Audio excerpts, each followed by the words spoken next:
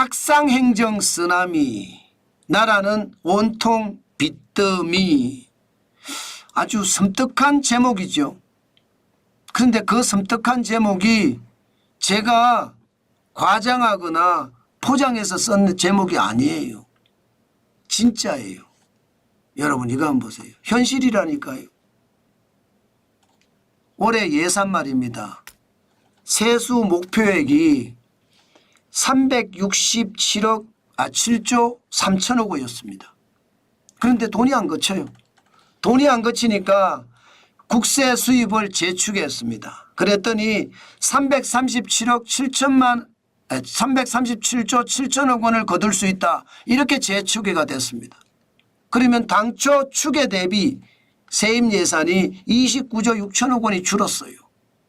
와, 저는 이거 진짜 심각하다고 생각을 합니다. 진짜 심각하다고. 예. 세부 내용을 보면요. 당장 말입니다. 소득세는요. 8조 4천억 원이 줄어서 117조 4천억 원을 계산을 했고요. 법인세가 굉장히 많이 줄었습니다. 법인세는 14조 5천억 원이 줄어서 63조 2천억 원으로 재추계했습니다. 부가가치세는 유일하게 올랐습니다.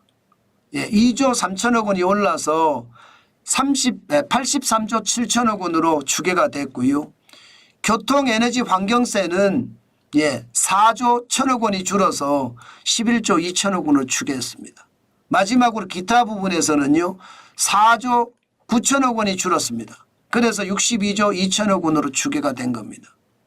이것을 보면 여러분 나라가 온통 빚더미가 된다는 말이 틀린 말이 아니잖아요.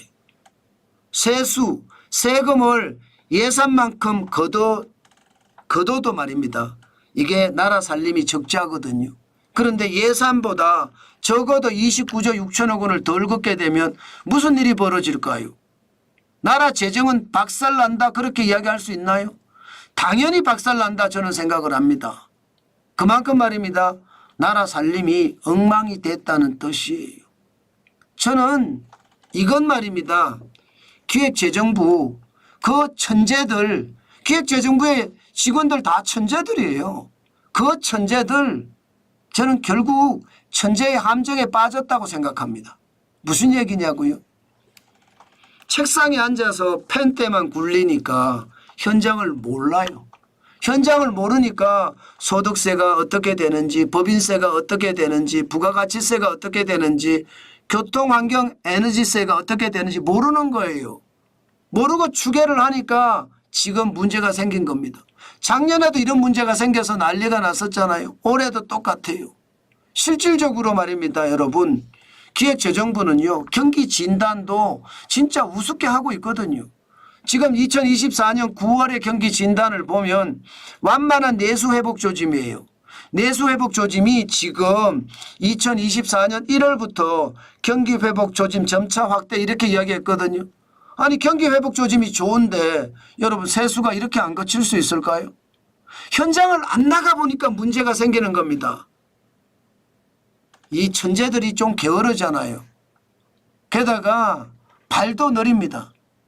펜대만 굴리면서 모든 걸 결정을 하니까 세수 추계도 엉망이 됐고 나라 살림도 29조 6천억 원이 펑크가 날 정도로 엉망이 됐잖아요.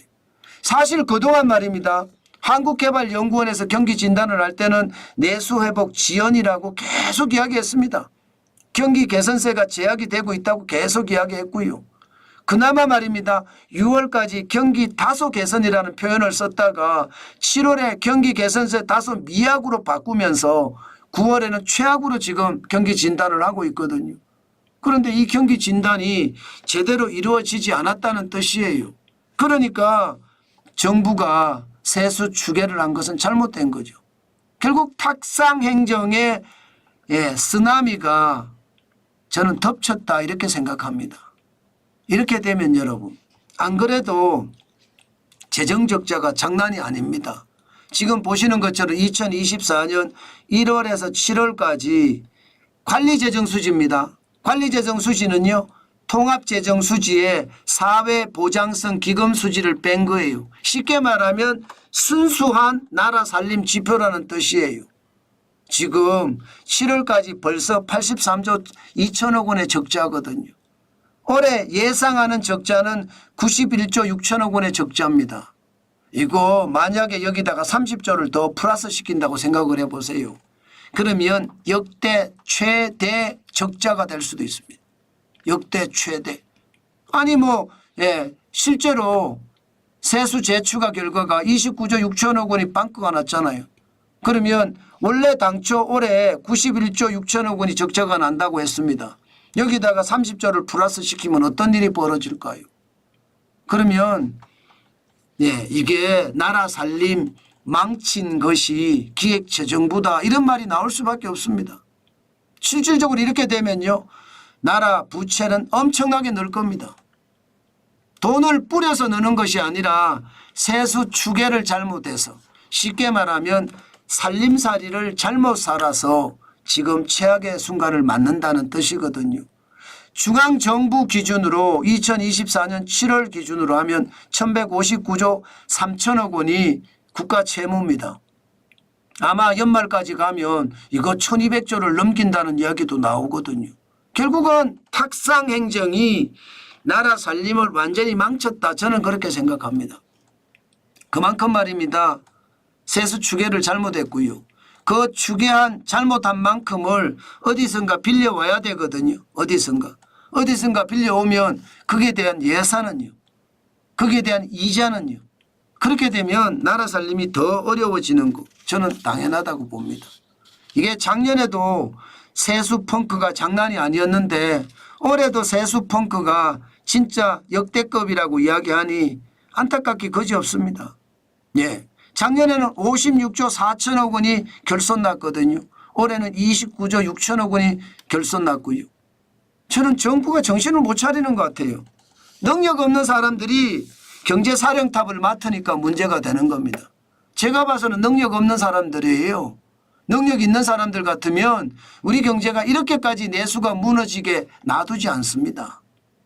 경제사령탑 이야기하지만 말만 경제사령탑이지 경제를 오히려 망치는 사람들이 아닐까 저는 솔직히 그런 생각도 합니다. 그만큼 지금 우리 경제 나라 살림 진짜 장난이 아니라는 뜻입니다. 제발 현장 나가서 보고 경제가 어떤지 저는 깨달았으면 좋겠어요. 제가 계속 그렇게 말씀을 드리잖아요. 현장을 나가지 않으니까 탁상 책상에서 모든 것을 하려고 하니까 문제가 생긴다. 그게 천재의 함정인데 그 천재의 함정에 빠졌다. 저는 그렇게 생각한다는 뜻입니다. 이대로 계속 가면 망합니다. 저는 우리나라 진짜 망할 수도 있다고 생각합니다. 그 정도로 상황이 좋지 않습니다.